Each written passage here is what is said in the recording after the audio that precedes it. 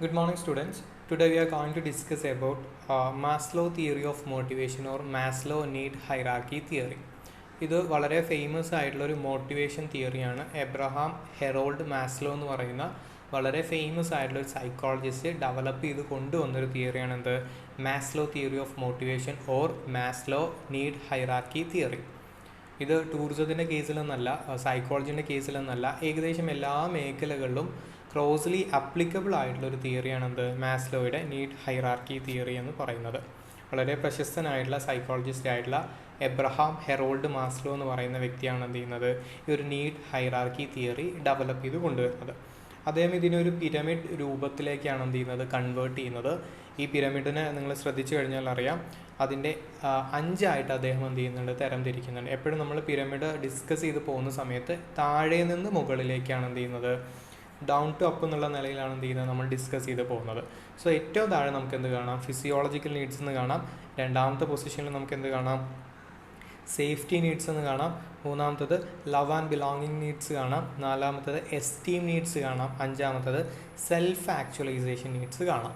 ഇനി നമ്മൾ ഡിസ്കസ് ചെയ്യാൻ വേണ്ടി പോകുന്നത് എങ്ങനെയാണ് ഈ ഒരു 5 സ്റ്റേജസിലേക്കും എത്തുന്നത്, എങ്ങനെയാണ് ഓരോ വ്യക്തിയും അദ്ദേഹത്തിൻ്റെ നീഡുകൾ ഫുൾഫിൽ ചെയ്തു പോകുന്നത്, എങ്ങനെയാണ് എബ്രഹാം ഹെറോൾഡ് മാസ്ലോ അദ്ദേഹത്തിൻ്റെ തിയറി ഡിഫൈൻ ചെയ്ത് വെക്കുന്നത് എന്നാണ്. സോ ഇതിൻ്റെ ആദ്യത്തെ സ്റ്റേജ് എന്ന് പറയുന്നത് ഫിസിയോളജിക്കൽ നീഡ്സിനെ കുറിച്ചാണ്. ഏതൊരു വ്യക്തിക്കും അടിസ്ഥാന തലത്തിൽ അദ്ദേഹത്തിൻ്റെ നീഡ് എന്ന് പറയുന്ന അത്യാവശ്യമുള്ള കാര്യങ്ങൾ, അദ്ദേഹം സർവൈവ് ചെയ്യാൻ വേണ്ടി ഉള്ള കാര്യങ്ങളാണ് എന്ത് ചെയ്യുന്നത് ഏതൊരു വ്യക്തിക്കും അടിസ്ഥാന തലത്തിൽ ആവശ്യം. ഇപ്പോൾ നമ്മുടെയൊക്കെ കേസ് എടുത്തു കഴിഞ്ഞാൽ നമുക്ക് ഏറ്റവും അടിസ്ഥാനമായിട്ട് എന്താ വേണ്ടത്, നമുക്ക് കൃത്യസമയത്ത് ഭക്ഷണം കിട്ടണം അല്ലേ. അറ്റ് ദ സെയിം ടൈം നമുക്ക് എന്ത് വേണം, കൃത്യസമയത്ത് കുടിക്കാനുള്ള വെള്ളം കിട്ടണം, നമുക്ക് നല്ലൊരു ഷെൽട്ടർ ഉണ്ടായിരിക്കണം, അതോടൊപ്പം തന്നെ നമുക്കൊന്ന് രാത്രി ഉറങ്ങാൻ വേണ്ടി പറ്റണം, സുരക്ഷിതത്വം ഉണ്ടായിരിക്കണം, അടിസ്ഥാന തലത്തിലുള്ള ആവശ്യങ്ങൾ നിറവേറ്റണം. ഇതിനെയാണ് നമ്മൾ എന്ത് പറയുന്നത് സൈക്കോളജിക്കൽ നീഡ്സ് എന്ന് പറയുന്നത്. വളരെ അടിസ്ഥാന തലത്തിൽ നമുക്ക് വേണ്ട കാര്യങ്ങളെയാണ് നമ്മൾ എന്ത് പറയുന്നത് സൈക്കോളജിക്കൽ നീഡ്സ് എന്ന് പറയുന്നത്. വൺസ് നമ്മൾ ഈ ഒരു സ്റ്റേജിൽ എത്തിക്കഴിഞ്ഞാൽ മാത്രമേ നമ്മൾ എന്ത് ചെയ്യുന്നുള്ളൂ, രണ്ടാമത്തെ സ്റ്റേജിലേക്ക് പോകുന്നുള്ളൂ. ചിലരെന്തായിരിക്കും എല്ലാ സമയത്തും ഈ ഒരു സ്റ്റേജിലായിരിക്കും അല്ലേ. ഇപ്പോൾ നമ്മൾ തന്നെ നമ്മുടെ സൊസൈറ്റിയിൽ ഒരുപാട് ആൾക്കാരുണ്ടല്ലോ വളരെ അടിസ്ഥാന കാര്യങ്ങൾ മാത്രം ചിന്തിക്കുന്ന ആൾക്കാരല്ലേ.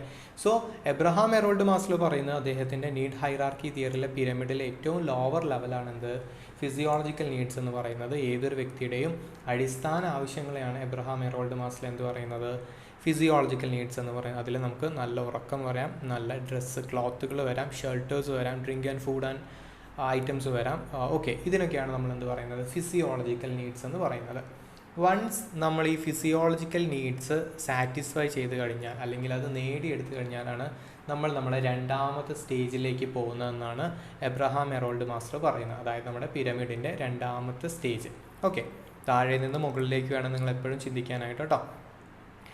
ഈ സ്റ്റെപ്പിനെ അല്ലെങ്കിൽ ഈ സ്റ്റേജിനെയാണ് നമ്മൾ എന്ത് പറയുന്നത് സേഫ്റ്റി നീഡ്സ് എന്ന് പറയുന്നത്. വൺസ് നമ്മൾ എന്ത് ചെയ്യുന്നത് ഫിസിയോളജിക്കൽ നീഡ്സ് നമ്മളെ സാറ്റിസ്ഫൈ ചെയ്ത് കഴിഞ്ഞാൽ മാത്രമേ എന്ത് ചെയ്യുള്ളൂ നമ്മളെ രണ്ടാമത്തെ സ്റ്റേജിലേക്ക് വരുള്ളൂ. സോ ഇവിടെ നമ്മൾ എന്താണ് ഉദ്ദേശിക്കുന്നത് വെച്ച് കഴിഞ്ഞാൽ നമ്മൾക്ക് സേഫ്റ്റിയാണ്. ഇവിടെ നമ്മുടെ അടിസ്ഥാന തലത്തിലുള്ള ആവശ്യങ്ങൾ നമ്മൾ നിറവേറ്റി കഴിഞ്ഞു. ഇവിടെ സേഫ്റ്റിയാണ്. എന്തിൽ നിൽക്കുള്ള സേഫ്റ്റി, നമുക്ക് സൊസൈറ്റിയിലൊരു സേഫ്റ്റി ഉണ്ടായിരിക്കണം അല്ലേ. അതോടൊപ്പം തന്നെ നമുക്ക് ഫിനാൻഷ്യൽ കാര്യങ്ങൾക്ക് നമുക്കൊരു സേഫ്റ്റി ഉണ്ടായിരിക്കണം. അതോടൊപ്പം തന്നെ നമ്മുടെ ഫാമിലിക്ക് ഒരു സുരക്ഷിതത്വം ഉണ്ടായിരിക്കണം. സോ നമ്മളിവിടെ ചിന്തിക്കുന്നത് വെച്ച് കഴിഞ്ഞാൽ നമ്മളുമായി ബന്ധപ്പെട്ട എല്ലാ കാര്യങ്ങളിലുള്ള ഒരു സേഫ്റ്റിയാണ് എന്ത് ചെയ്യുന്നത് ഈ ഒരു സ്റ്റേജിൽ നമ്മൾ ഉറപ്പുവരുത്താൻ വേണ്ടി ശ്രമിക്കുന്നത്. മേ ബി നമ്മളുടെ ഫാമിലിയുടെ സേഫ്റ്റി ആയിരിക്കാം, നമ്മുടെ ഫിനാൻഷ്യൽ സേഫ്റ്റി ആയിരിക്കാം, നമ്മൾക്ക് രോഗങ്ങളിൽ നിന്നുള്ള സേഫ്റ്റി ആയിരിക്കാം, മെഡിക്കൽ ഇഷ്യൂസിൽ നിന്നുള്ള ഒരു സേഫ്റ്റി ആയിരിക്കാം, നല്ല മെഡിക്കൽ കെയർ ഉണ്ടായിരിക്കുക, അല്ലെങ്കിൽ സാമ്പത്തിക ഭദ്രത ഉണ്ടായിരിക്കുക. ഈ കാര്യങ്ങളൊക്കെയാണ് ഇവിടെ നടക്കുന്നത് സേഫ്റ്റി നീഡ്സിൽ നടക്കുന്നത്. സോ ഫിസിയോളജിക്കൽ നീഡ്സ് നമ്മൾ സാറ്റിസ്ഫൈ ചെയ്ത് കഴിഞ്ഞാൽ നമ്മൾ രണ്ടാമതെത്തുന്ന സ്റ്റേജാണ് സേഫ്റ്റി നീഡ്സ്. സേഫ്റ്റി നീഡ്സും നമ്മൾ സാറ്റിസ്ഫൈ ചെയ്ത് കഴിഞ്ഞാൽ നമ്മളെത്തുന്ന മൂന്നാമത്തെ സ്റ്റേജാണ്. അതായത് ഫിസിയോളജിക്കൽ നീഡ്സ് നമ്മൾ സാറ്റിസ്ഫൈ ചെയ്ത് നമുക്ക് അടിസ്ഥാനത്തിലുള്ള എല്ലാ ആവശ്യങ്ങളും ഉണ്ടായി.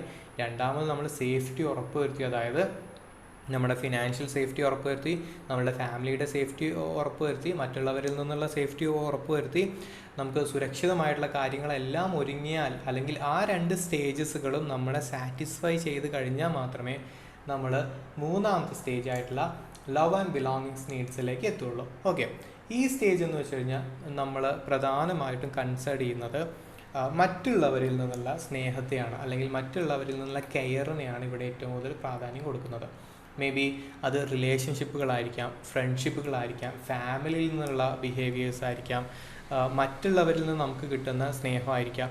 ഈ കാര്യങ്ങളെയാണ് നമ്മൾ എന്ത് പറയുന്നത്, ലവ് ആൻഡ് ബിലോങ്ങിങ്സ് നീഡ്സ് എന്ന് പറയുന്നത്. മേ ബി നമ്മുടെ ഫാമിലിക്ക് അകത്തുനിന്ന് തന്നെ കിട്ടുന്നതായിരിക്കാം, അതും അല്ലെങ്കിൽ എന്താണ് നമുക്ക് മറ്റുള്ളവരിൽ നിന്ന് കിട്ടുന്ന സ്നേഹമായിരിക്കാം, അതും അല്ലെങ്കിൽ നമുക്ക് നമ്മളെ സുഹൃത്തുക്കളിൽ നിന്നുള്ള കിട്ടുന്ന സ്നേഹമായിരിക്കും. അതായത് ഇവിടെ നമുക്കൊരു പരിഗണന കിട്ടുന്നുണ്ട്, ഇവിടെ നമുക്ക് എന്ത് കിട്ടുന്നുണ്ട്, ഒരു സ്നേഹം കിട്ടുന്നുണ്ട്, മറ്റുള്ളവരിൽ നിന്നൊരു കെയർ കിട്ടുന്നുണ്ട്. ഈ ഒരു സ്റ്റേജും ഫുൾഫിൽ ചെയ്ത് കഴിഞ്ഞാൽ മാത്രമേ നമ്മൾ എന്ത് ചെയ്യുള്ളൂ, നെക്സ്റ്റ് സ്റ്റേജ് ആയിട്ടുള്ള എസ്റ്റീം നീഡ്സിലേക്ക് എത്തുള്ളൂ. എസ്റ്റീം നീഡ്സിനെ പ്രധാനമായിട്ടും എബ്രഹാം ഹെറോൾഡ് മാസ്ലോ രണ്ടായിട്ട് തരംതിരിക്കുന്നുണ്ട്. ഒന്ന് എസ്റ്റീം ഫോർ വൺ സെൽഫ്, രണ്ടാമത്തത് the desire for reputation or respect from others. Esteem എന്താണ്?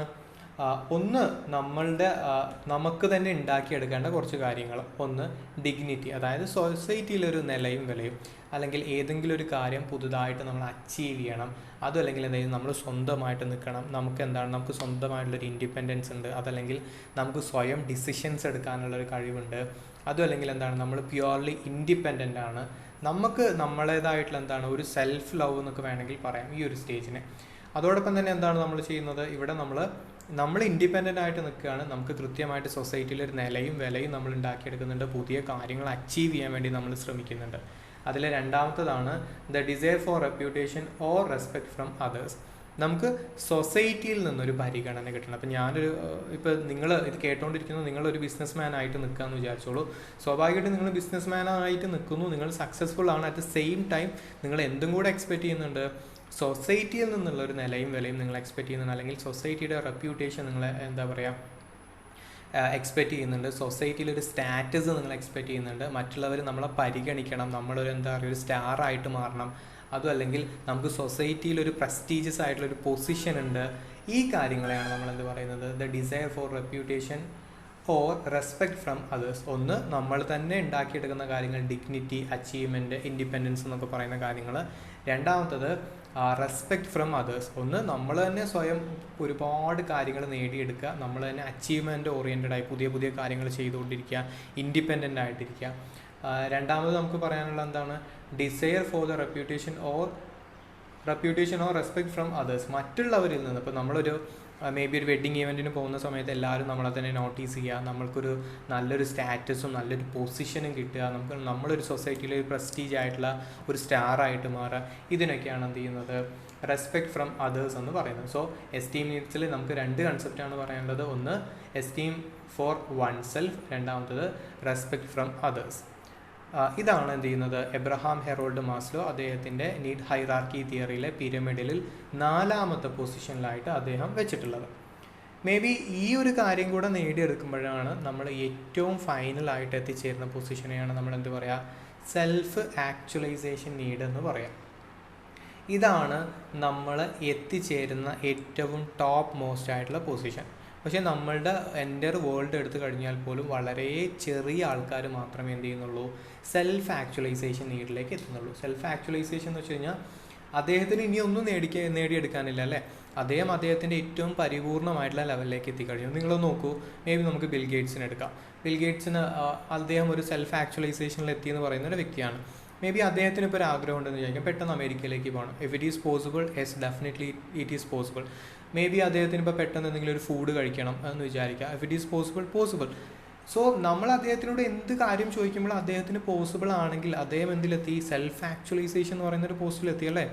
മേ ബി അദ്ദേഹത്തിന് ഇപ്പോൾ എന്ത് വേണമെങ്കിലും നേടിയെടുക്കാൻ പറ്റുന്നൊരു പോസ്റ്റിനെയാണ് നമ്മൾ എന്ത് പറയുക, അല്ലെങ്കിൽ അദ്ദേഹത്തിൻ്റെ ഏറ്റവും മോട്ടിവേഷൻ്റെ ഏറ്റവും ടോപ്പ് മോസ്റ്റ് പൊസിഷനെയാണ് നമ്മൾ എന്ത് പറയുക, സെൽഫ് ആക്ച്വലൈസേഷൻ എന്ന് പറയാം. അതായത് അദ്ദേഹത്തിന് നേടിയെടുക്കാൻ പറ്റുന്ന ഏറ്റവും അദ്ദേഹത്തിൻ്റെ എല്ലാ കാര്യങ്ങളുടെയും ഒരു ഫുൾഫിൽമെൻറ്റ് നടക്കുന്ന സ്ഥലത്തെയാണ്, അല്ലെങ്കിൽ ഒരു പൊസിഷനെയാണ് നമ്മൾ എന്ത് പറയാം, സെൽഫ് ആക്ച്വലൈസേഷൻ എന്ന് പറയാം. സോ പിരമിഡിലേക്ക് നോക്കുന്ന സമയത്ത് ഏറ്റവും ടോപ്പിൽ നിൽക്കുന്ന എന്താണ്, സെൽഫ് ആക്ച്വലൈസേഷൻ നീഡ്സ് ആണ്.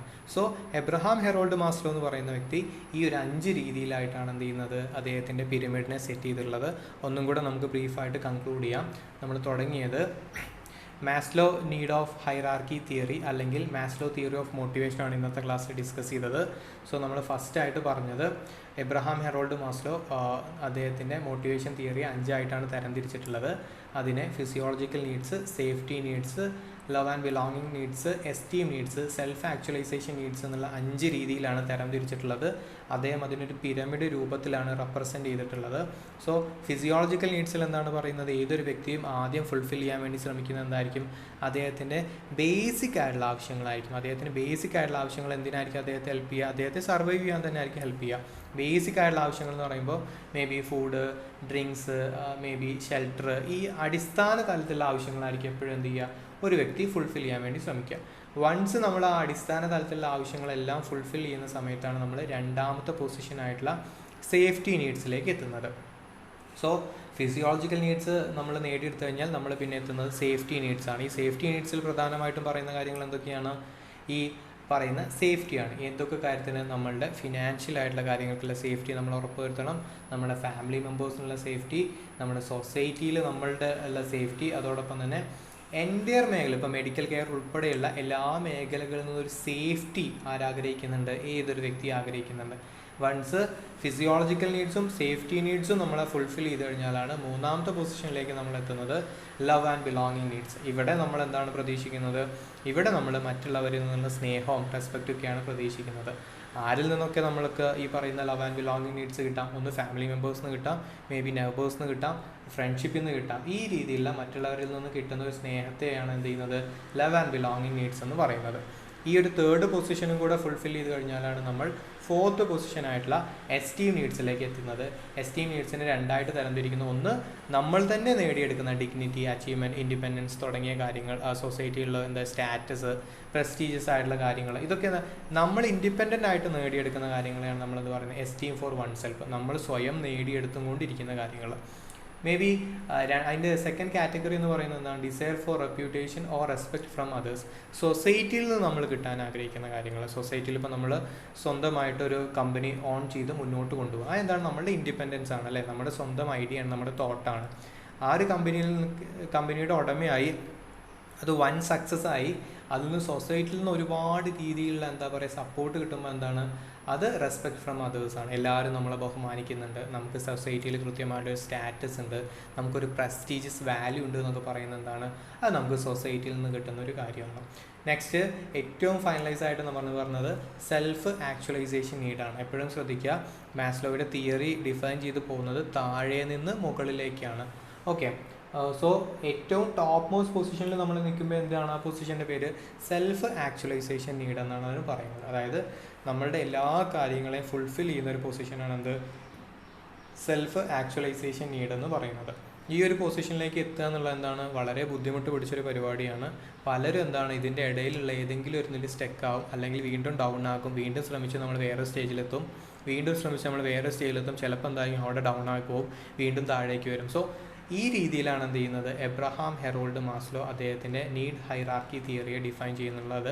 ഇത് ടൂറിസത്തിൽ മാത്രമല്ല, ഏകദേശം എല്ലാ സബ്ജക്റ്റുകളിലും ക്രോസ്ലി അപ്ലിക്കബിൾ ആയിട്ടുള്ളൊരു തിയറിയാണ് എബ്രഹാം ഹെറോൾഡ് മാസ്ലോയുടെ നീഡ് ഹൈറാർക്കി മോട്ടിവേഷൻ തിയറി എന്ന് പറയുന്നത്. ഹോപ്പ്ഫുള്ളി ഇന്നത്തെ സെഷൻ മനസ്സിലായി എന്ന് വിചാരിക്കുന്നു. If in case do you have any doubt regarding the particular session, you can ask.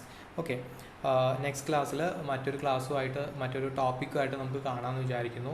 ഒരു ടോപ്പിക്കും കൂടെ എടുക്കുന്നതോട് കൂടി എന്ത് ചെയ്യും, നമ്മുടെ ഫസ്റ്റ് മൊഡ്യൂൾ ഏകദേശം കംപ്ലീറ്റ് ചെയ്യാനായിട്ടുണ്ട്. സോ ഇതുവരെ എടുത്ത എല്ലാ ക്ലാസ്സുകളും നിങ്ങൾക്ക് മനസ്സിലായി, നിങ്ങളത് കേൾക്കുന്നുണ്ടെന്ന് വിചാരിക്കുന്നു, വിശ്വസിക്കുന്നു.